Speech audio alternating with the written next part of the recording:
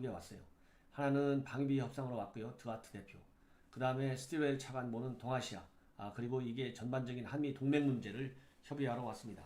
그 다음에 크라크 이 경제 차관인데 이분은 한미 고위급 경제협의회 참석자 왔어요. 그러나 이유가 어떻든 간에 고위인사 3명이 동시에 방문한 것은 매우 이례적이고 그만큼 한미 동맹 간에는 산적한 현안들이 많다. 이 산적한 현안들을 막는 것이 정상적인 외교 교섭을 통해서는 아니 되고 그야말로 전격적이고 비상한 방법으로 해결할 수밖에 없는 매우 위중한 상황에 처해 있다는 것을 상징적으로 보여주고 있다고 저는 그렇게 해석을 합니다. 그렇다고 한다면 이분들이 오늘 하루 종일 청와대로, 국회로, 외교부로, 국방부로 전부 동시다발적으로 제가 보기에는 거의 급습한 거라고 보면 됩니다. 그러면 왜 미국이 이렇게 현 정부 인사들을 집중적으로 일시에 만나고 다닐까요? 제일 큰 것은 방위비 협상입니다. 오히려 지소미아보다도 미국은 현재 방위비 협상 문제를 긴급한 현안으로 다루고 있어요. 왜냐하면 한국 정부를 끝까지 밀어붙여가지고 한국 정부에서 트럼프가 원하는 대로 최대한의 방위비를 받아내가지고 이 방위비 분담금 증액을 전격적으로 받아냈다. 그래서 이 한국의 협상 성공 사례를 일본이나 독일과 같은 다른 나라에 준용하기 위해서 방위비 압박을 계속 강조하고 있습니다. 이 현재까지 드러난 바에 의하면 방위비는 약 5조 원 규모로 지금 밝혀지고 있어요. 5조 원 규모의 방위비를 내라. 이렇게 이제 밝혀졌는데 이번 드하트 대표를 통해서 밝혀진 바에 의하면 4조가 조금 넘습니다. 5조 한국 돈으로 5조가 조금 못 되는 이런 엄청난 방위비를 요구하고 있는데요. 예전과 다른 점은 이제 한반도 밖에 있는 미군들을 유지하는 데 드는 비용도 한국 정부가 내달라. 그리고 괌이나 하와이에 있는 미국의 첨단 전략 자산들을 한국에 전개할 때 들어가는 비용도 한국이 내달라. 이렇게 이 방위비 분담 구조를 근본적으로 바꾸려고 하고 있어요. 그런데 이 소파 협정에 의해서 한반도 이외에 주둔하는 미군에 대한 우리가 방위비 분담을 한다고 하는 것은 기존 협정에 위배되는 것이다. 이렇게 저는 말씀드릴 수 있습니다. 그래서 이 방위비 협상 과정에서 매우 우려스러운 점은요. 이 드하트가 6천 명의 주한미군도 감축할 수 있다. 이렇게 얘기를 했다고 합니다. 제 한국에는 6천 명, 5천 명, 10,000명, 명수 물론 중요합니다. 그러나 그보다 더 중요한 것은 김정은이는 일체의 핵과 미사일 포기할 의사가 없고 오로지 고도화 작업에 아주 완전히 빠져 있어요. 그래서 우리 현 한국 정부가 가지고 있는 그러한 요격 체계로서는 제대로 막아낼 수도 없는 상황입니다.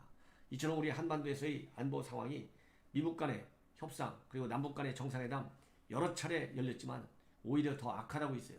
이렇게 악화되고 있을 때 한미동맹의 상징인 주한미군의 규모를 줄이겠다라고 하는 것이 김정은에게 엄청난 오판을 줄 수 있다.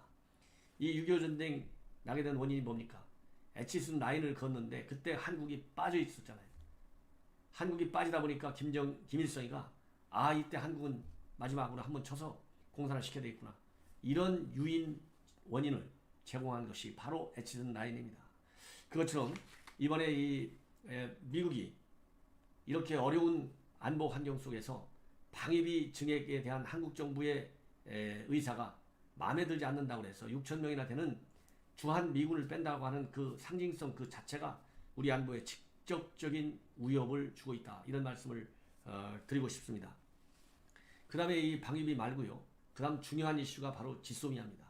이 지소미아와 관련해서는 이미 스티웰 차관보가 이 태국 방콕에서 문재인 대통령과 아베 수상이 만나가지고 논의를 한 거 불과 11분밖에 되지 않는 논의지만 이 자리에서 대화를 통해서 해결하자고 하는 문 대통령의 생각이 충분히 전달됐지만 이 일본 측에서는 콧방귀도 끼지 않고 있는 것 같습니다.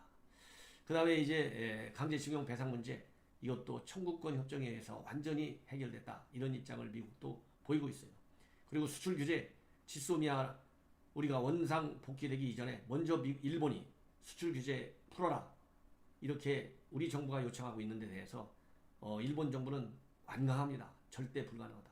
이런 상황에서 오늘 스티웰 차관보가 그리고 이 에이브럼스 주한미 사령관이 청와대에서 김현종이를 각각 70분간씩이나 만났어요. 만났는데 우리 정부는 끝내 지소미아 폐기할 의사가 없다. 기존 입장에 변화가 없다고 하는 것을 강조했다고 합니다. 자, 지소미아가 누구를 위한 것입니까? 남을 위한 것이냐고요. 바로 우리 대한민국 국민의 생명과 재산, 대한민국의 영토 보존을 위해서 중요하게 작동되는 것이 바로 지소미아고, 그 지소미아는 왜 미국, 한국과 일본 간에 미국을 경외하지 않고 실시간으로 언제든지 중요한 북한 관련 정보를 우리가 상호 교환할 수 있어요.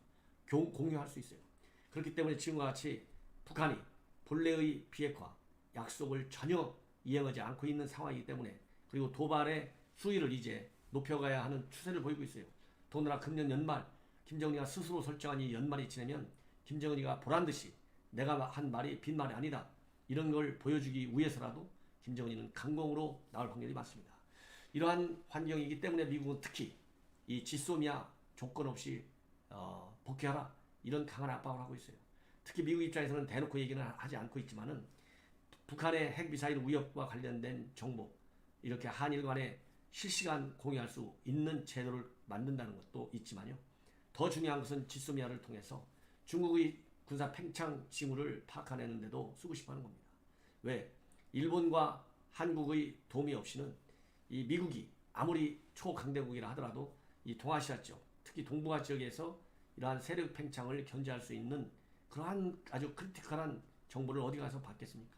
그러다 보니까 이 지소미아, 미국이 이렇게 매달리고 있어요. 사실상 매달리면서도 압박을 가하고 있다, 저는 그런 생각이 듭니다. 이럼에도 불구하고 김현종 차장이 딱 잘라서 입장에 변화가 없다, 이렇게 얘기했다고 그래요. 그러니까 바로 주한미군 6,000년 빼자, 이런 얘기가 방위비 협상 과정에서 지금 뛰쳐나왔다, 이렇게 조금 전에 언론에 보도했어요. 왜냐하면 드와트 대표가 국회도 들어가서 의원들을 만나고 나왔습니다. 그러다 보니까 당연히 이 드와트를 만난 우리 대한민국의 국회의원들을 입을 통해서 이제 미국이 어떻게 지소미아를 중시하고 있는지, 어떤 방법으로 해결되기를 원하고 있는지, 쉽게 얘기하면 미국이 나름대로 역할을 하겠지만 직접 개입하지 않겠다는 것을 이미 누차 밝힌 대로 여전히 미국은 여기에 대해서 크게 신경을 쓰고 있지 않습니다. 자, 그렇다고 한다면 이제 마지막으로 하나만 더 말씀을 드리겠습니다. 바로 이제 북한이 역시 이번에 한미 연합 공중 훈련과 관련해서 강한 반대 의사를 강한 반박을 하고 나섰어요. 뭐라고 되어 있냐면 이 한미 연합 훈련 계획 이름 바꿔서 한다고 그게 무슨 문제가 없는 것처럼 선언하냐, 말도 되지 않는다.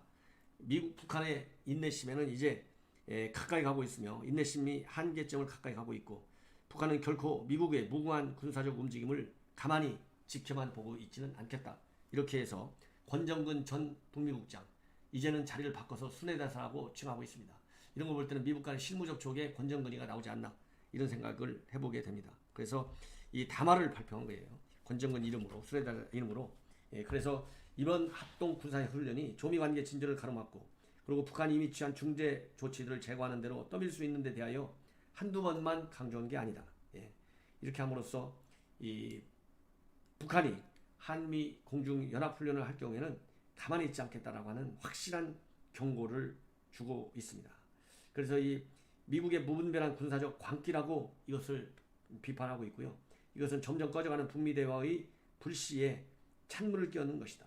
조선반도와 지역의 대결 분위기를 고조시키는 극히 도발적이고 위험천만한 행위다. 이렇게 지금 북한은 강력히 반발하고 나섰습니다. 일종의 벼랑 끝을 내라고 볼 수 있죠. 시청자 여러분, 이렇게 지금 현 정권이 잘못 결정을 내린 지소미아 파기를 두고 한미일 간의 안보협력 자체가 이미 무너지고 있고, 그리고 한일 간의 갈등도 생각보다 오래 갈 수밖에 없다.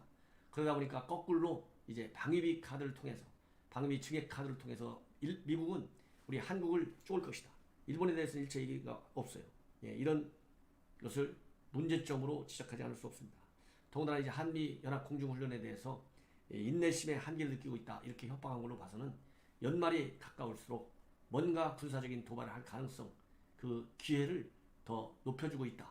여기에 우리가 말려들어서는 되지 않고 강력하게 북한이 도발하면 도발 원점을 타개하겠다는 말을 현 정권은 반드시 명심하기 바랍니다.